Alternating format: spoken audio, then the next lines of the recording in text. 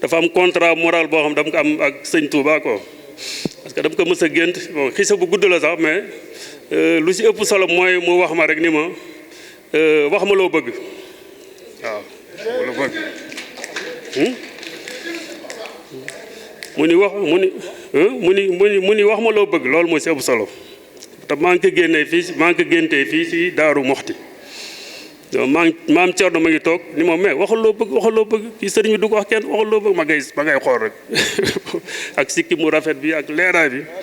waaw xëy na sax fa laa bàyyee sikki bi nii macha allah mooy nit ku baax mu ni wax ma loo bëgg man ma ngay seet rek bu mu waxee nag ba taay ma ne que maa ngi sant suñu borom bu baax wax daal inna alhamdulilah wax benn xutba bu gudd bu yonent bi doon def après mu muuñ ani kon sëñ Touba xëy na ndax ma doon testé rek yaakaar ni xëy na dama koy ñaan mbiru àddina tey nag xam naa ni sama ñëw fii nag dama doon ñëw pour delloo ko njukkal rek xam naa loolu moom indi Touba xam naa kooku suñu ko waxoon Cheikh Seck day wax ni camion ñebe laa bëgg wala Issa Gueye mu ni camion ceeb waaw man dama koy ñaan rek ni ko man yàlla naa sax rek si ndigalal suñu borom rek voilà léegi maam Thierno ma ngi wax ku la yar man yonent bi moo ñu yar ñun ñëpp comme nu mu yaree sëñ Touba Serigne Touba yar ñu yar Sénégal yëpp inna arsalnaaka illaa kaafatan linnaas donc ñun yonent bi la ñuy roy te ku gën a mën a roy yonent bi mooy sëñ Touba radiyallahu anhu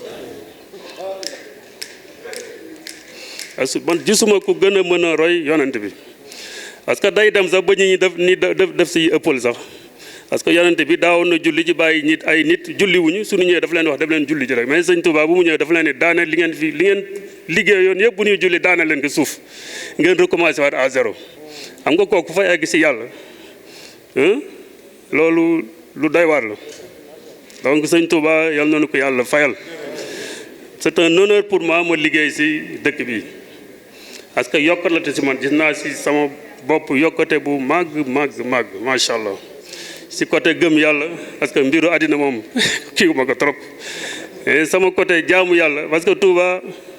bala ngay kontaan rek fajar nga julli ba pare tekkaaral bu fi nekk bi rek kooku amul fenn si Sénégal doo dégg coow doo dégg tara ñëpp dañuy tekk daara yi ngay dégg ñuy jàng alxuraan ñii di zikkër lii yàlla moo leen ko defal mais yal na yàlla def ngeen xam lu leen sëñ Touba defal fii waaw lu am solo la donc indi Touba na nga sant yàlla bu baax a baax te xam ni yàlla defal na la lu màgg mais alhamdulilah maa ngi dem waaye sëñ Thiam bi moo may remplacer vraiment buñ ko fay Cheikh da ngay jóg ñu xool la ñu xam yaay kan macha allah yow moom aussi nit ku baax la voilà noonu ko voilà ku baax la nit ku baax la voilà donc nit ku baax la nit ki yow la te taalibe la démb bu ñu àndee wala bërgee mu ni sama wayjur bu góor ñoo ngi ko suul fii si Daaru Salaam yaakaar naa ni wayjuram bu jigéen ñoo ngi ko suul fii si Baqiya donc moom si famille bi la bokk donc ñoo ngi leen koy dénk bu baax a baax